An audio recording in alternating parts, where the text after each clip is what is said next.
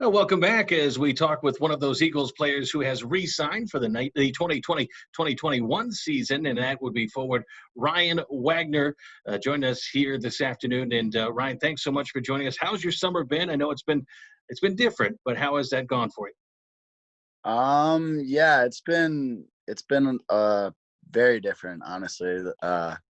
These past few months have been a little challenging and obviously difficult. Like being in Illinois, we were pretty trapped at the start, and it's starting to get a little bit better. But honestly, I can't complain. Like I've spent a lot of my time up at my lake house, um, getting on the water as much as possible. And then this past month, I've just started to like re-up on like training and stuff like that. So it's getting somewhat back to normal, but yeah, it's been a interesting few months. Well, I know Peter Tischke, a guy that you played with the Eagles, and also at the University of Wisconsin, is a guy that's had a chance to stop by and see at that lake house. He said that you were having a little bit of trouble catching fish, but he was doing pretty well up there. Is that an accurate assessment? It's actually the complete opposite. He hasn't even caught one up here yet. So that was the last summer. He definitely outfished me, but this summer I definitely have him outbeat. Well, we'll have to get that settled once you guys get into town. But as far as ice time, are you able to track down some sheets of ice to get out on and just try to stay in shape? Yeah. So, like I said, like about a month ago, a skating coach who works with the Rockford Ice Hogs, actually, he skates 3 times a week, Monday and Thursday and Friday at 7 a.m. So I get about 3 hours of ice a week as of right now. So I can't complain with that. Like with everything going on, I think that's a pretty good deal for me. Absolutely. Well, you're getting ready for your third professional season, your second year with the Colorado Eagles. How about last year? As again, you had a good chance to come up and play 24 games in the American Hockey League, 6 goals, but it seemed like you were playing your absolute best hockey right before the season stopped. You scored a goal in the last game. You had a 2-goal performance against Milwaukee. I know everyone is frustrated, and obviously there's bigger things going on, but I know it had to be tough for you because, boy, you were really coming on with your game as that season came to a stop. Yeah, it was tough, especially like being up and down from like the East Coast and the A, and then finally getting into like a groove of my actual like game. It was tough, but like you said, there's a lot more important stuff going on in the world right now, and it's very important to take this seriously. So like I understand everything, but it was definitely frustrating not to be able to make a playoff push and stuff like that with all the guys. But yeah, now I'm just looking forward to next year, and hopefully things can kind of get started here in the next coming few months. Well, I know you'd love to start the season with the way that you ended the previous season.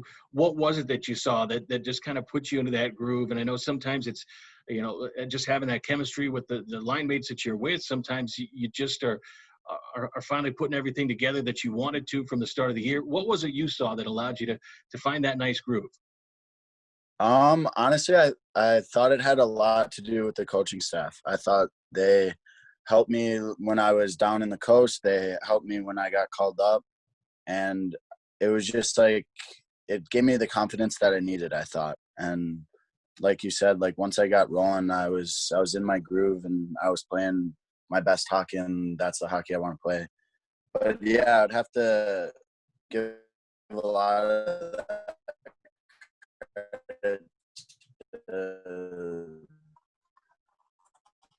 the coaches for sure, just either in the lineup or out of the lineup, and just 'cause I thought it went a long way for me, and hopefully I can continue that success Yeah, no question. And this next season. you played more games in the AHL in your career than the ECHL, but uh, are there aspects of going and playing the ECHL that help round out your game? And how do you approach the games differently, if at all, in terms of just the way it plays itself out between the two different leagues?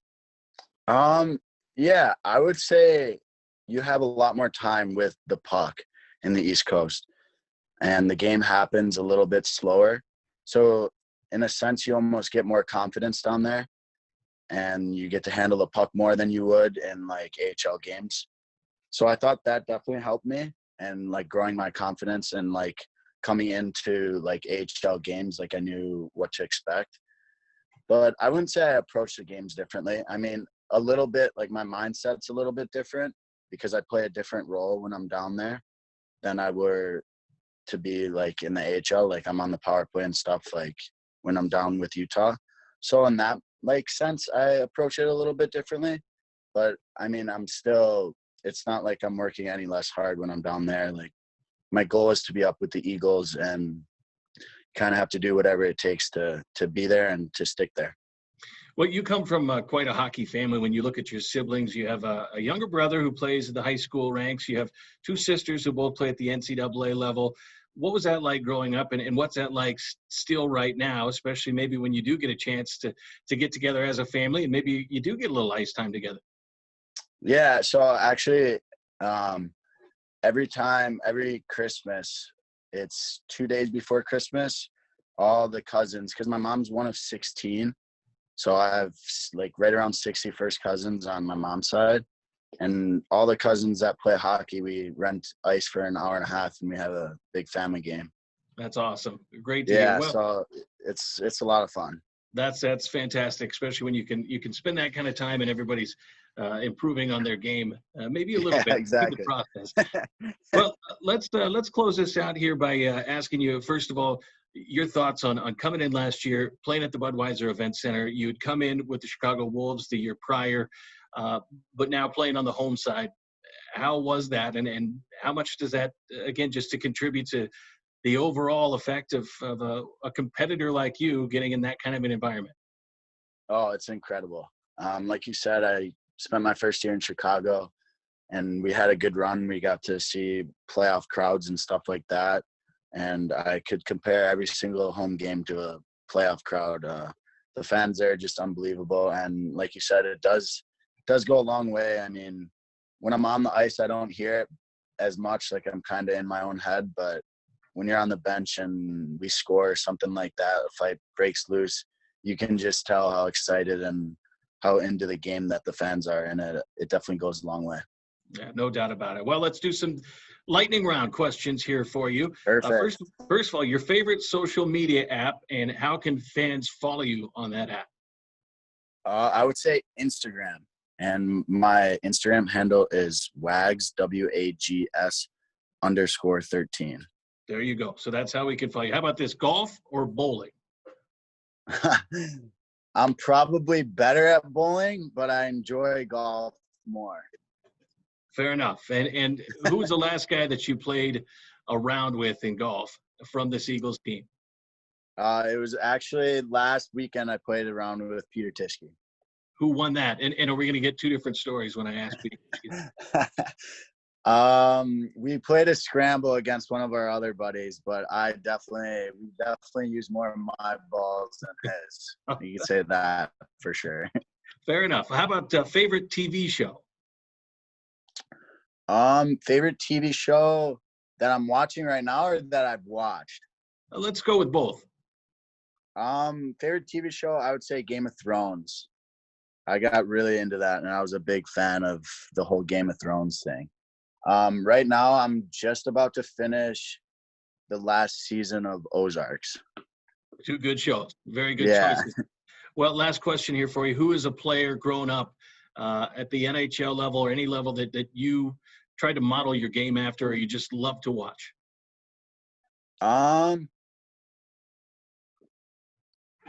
guess growing up from Chicago, like Andrew Shaw got really big in Chicago, and he was just a smaller player, plays with like a lot of grit and energy like that, but he can also make some plays and capitalize when he's called to.